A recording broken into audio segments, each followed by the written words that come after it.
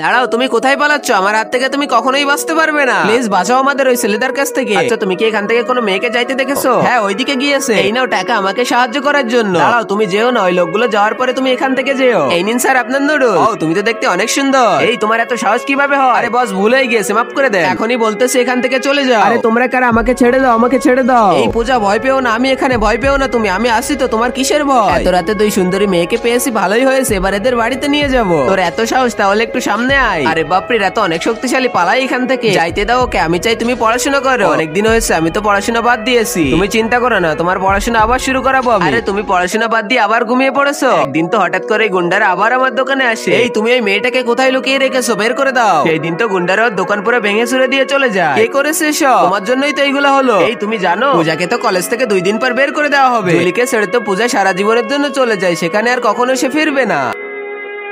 Ma'am বলেন, আপনার কি লাগবে? আরে তুমি, আর আগে মহান আল্লাহকে তুমি ভালোবাসলে লাইক এন্ড সাবস্ক্রাইব করে দাও। আর পার্ট 2 দেখতে চাইলে অবশ্যই কমেন্টে পার্ট 2 লিখো।